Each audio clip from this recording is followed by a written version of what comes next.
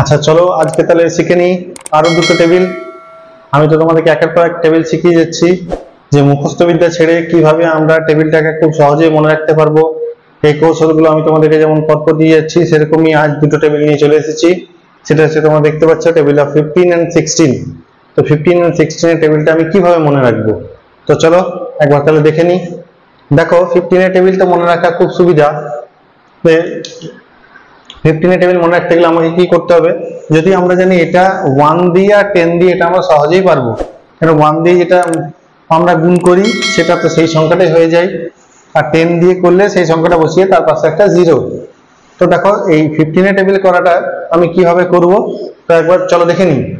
তো 15 এর ক্ষেত্রে কি করব, প্রথমে এরকম 1 লিখলাম, তারপর একটা ঘর করে কি বাদ দেব, 2 বাদ, তারপর লিখবো পরপর দুটো ঘর 3 4, 5 বাদ, 6 7, 8 বাদ, 9 10, 11 বাদ, 12 13, আবার কি বাদ 14 বাদ, কে পড়ে রইল 15।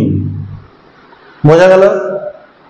একটা ঘর লিখবো 1 থেকে শুরু করব, তারপরের ঘরটা বাদ দিয়ে পরপর দুটো ঘর লিখবো, আবার তারপরে ঘরটা বাদ পরপর দুটো ঘর, 1 2 বাদ দিয়ে 3 4, 5 বাদ দিয়ে 6 7, 8 বাদ দিয়ে 9 10, 11 বাদ 12 13, 14 বাদ 15। এইটুকু বোঝা গেল, বাস আর কিচ্ছু না। এবারে যেহেতু 5 দিয়ে এটাকেও জানো তোমরা, 5 দিয়ে যখন আমরা কোনো সংখ্যাকে গুণ করি তখন তার লাস্টের ডিজিটটা আইদার 0 আর 5 হবে। তাহলে এখানে কি হবে, এখানে তো প্রথমে 5 হচ্ছে, বাস তাহলে 5 হলে কি হবে, তারপর 0 5 0 5 0 5 0 5 0। দেখো 15 এর টেবিল কত সুন্দর হয়ে গেল। কি করে করলাম, প্রথমে 1 লিখলাম প্রথম ঘরগুলোতে 1, তারপর 2 বাদ, একটা লিখবো আর একটা বাদ দিয়ে পরপর দুটো, 1 2 বাদ 3 4, 5 বাদ 6 7, 8 বাদ 9 10, 11 বাদ 12 13, 14 বাদ 15 লিখে দিলাম। তারপরে এবারে 5 0 5 0 5 0 করে বসিয়ে দিলাম। বুঝতে পারা গেল কি গেল না বলো, বুঝতে পারা গেল? যদি বুঝতে পারলে তাহলে তোমরা কমেন্ট বক্সে বলবে ইয়েস স্যার। এবার চলে এসো 16 এর ঘর, এটা তো 15 এর টেবিল চলে গেল, এবার 16 এর টেবিলটা কি করে করবো স্যার? আচ্ছা 16 এর টেবিল কিভাবে করবো একবার দেখে নাও। এটা তো 16 1 16 হয়, তাহলে প্রথমে 1 হয়, 1 লিখলাম, এর আমি প্রথমে 1 লিখলাম, ঠিক আছে, তারপর 2 বাদ 3 আর 4 লিখলাম, ঠিক আছে, এবারে 5 বাদ 6 লিখলাম, ঠিক আছে, 7 বাদ 8 লিখলাম, বাস। এটা তোমাদের মনে থাকবে না থাকবে না বলো? যদি এটা মনে থাকে তাহলে 1 দেখো প্রথমে 1 লিখলাম, এর মতোই সেম আসছে, 1 মতো 1 2 বাদ 3 4 বাদ 1 2 বাদ 3 4, 5 বাদ 6 7 বাদ 8। আচ্ছা এইটুকু তো বুঝতে পারলে, এটুকু যদি বুঝতে পারলে দেখো প্রথম 5টা ঘর আর এদিকে 5টা ঘর আছে, এই 5টা ঘরে এটা তোমাকে 1 2 বাদ 3 4 5 বাদ 6 7 বাদ 8, 1 3 4 6 8, এটাই তোমাকে মনে রাখতে হবে।